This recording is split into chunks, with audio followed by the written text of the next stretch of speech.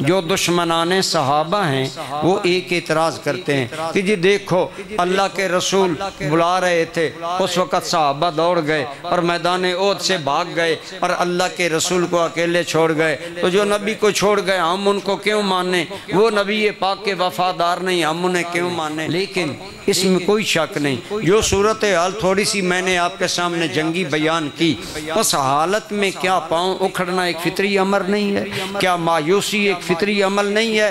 کیا پریشانی ایک فطری عمل نہیں ہے؟ اور ایسا ہوا اور بعض صحابہ واپس نہیں آ سکے عین اس جنگ کے موقع پر، ان سے غلطی ہوئی، لہذا وہ یہ اعتراض جب کرتے ہیں ہمارے سنی لوگ بہت پریشان ہوتے ہیں، اس کا جواب بھی مولانا صاحب نے فرمایا اسی ضمن میں دے دینا چاہیے۔ اس بارے میں میں کوئی بات کہوں شاید کسی کو کوئی اعتراض ہوگا، لیکن بہتر یہ ہے کہ جب رب کریم نے خود اس بات کو قرآن میں ذکر کر دیا ہے تو ہم قرآن کریم سے اس کا جواب لیتے ہیں۔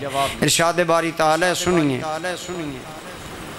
اوپر غزوہ احد کا ذکر آ رہا ہے، بہت ساری آیات غزوہ احد کے بارے میں نازل ہوئی اور آگے ہیں، یہ آیت نمبر 55 ہے سورہ آل عمران کی۔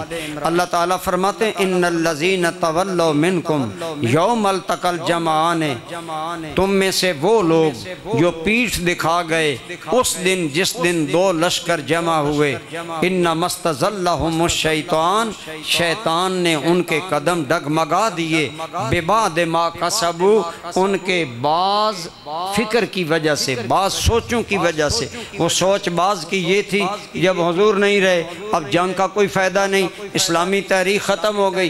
بعض کا خیال یہ تھا ہم آلریڈی تھوڑے ہیں اور جب حضور نہیں رہے اب لڑنے میں قتل ہی ہونا ہے، لہٰذا تو اس طرح کے اللہ تعالیٰ فرماتے ہیں اس طرح کے ان کے ذہنوں میں جو بعض خیالات تھے، اس وجہ نے انما استزلهم الشیطان، شیطان نے ان کے قدم ڈگمگا دیے، ببعض ما کسبوا، بعض ان خیالات کی وجہ سے جو ان کے دل میں موجود تھے۔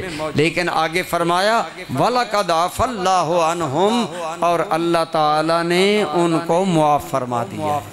اتنے سری الفاظ ہیں، وَلَقَدْ عَفَا اللَّهُ عَنْهُمْ، اللہ تعالیٰ نے انہیں معاف فرما دیا ہے۔ ان اللہ غفور حلیم، بے شک اللہ تعالیٰ بہت زیادہ پردے ڈالنے والا اور حلم والا ہے۔ لہٰذا اب آپ بتائیں جب قرآن کریم میں سری آیت معافی موجود ہے، اس کے بعد جو آدمی یہ بات کرتا ہے کیا اس کا قرآن پر ایمان ہے؟ کیا اس کا اللہ تعالیٰ پر ایمان ہے؟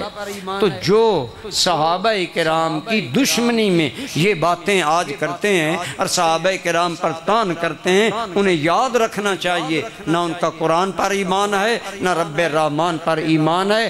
اس لیے اور حضور نے بھی خود باقاعدہ طور پر یہ آیات پڑھ کر سنائیں اور فرمایا اس مشکل مرحلے میں جن لوگوں سے غلطی ہوئی اللہ نے انہیں معاف فرما دیا۔ یہ علماء کے لیے بات ہے، ویسے عام بندوں کے لیے لَقَدْ عَفَا عَنْكُمْ، عفا ماضی ہے، ماضی پر قد آئے تو تحقیق پیدا ہوتی ہے، معاف کر دیا ہے، جو کام مکمل ہو جائے اس کے لیے قد آتا ہے۔ ایک بات تو یہ اب علمی تحقیق ہے آیت کے اندر، اور دوسرا لام مفتوح مزید تاکید کے لیے، گویا اللہ نے تاکید، ڈبل تاکید، تیسری تاکید صیغہ ماضی لگا کر بتا دیا ہم نے اپنے ان بندوں کو یقیناً معاف فرما دیا ہے۔ اب اللہ تعالیٰ کی طرف سے اتنا زوردار جواب آنے کے بعد جس کو شک ہے، پھر ہم بھی کہتے ہیں ہمیں اس کے ایمان میں شک ہے کہ وہ مسلمان ہے یا نہیں۔ اللہ تعالیٰ ہمیں اپنے عقائد اور اپنے نظریات پر قائم رہنے کی توفیق عطا فرمائے۔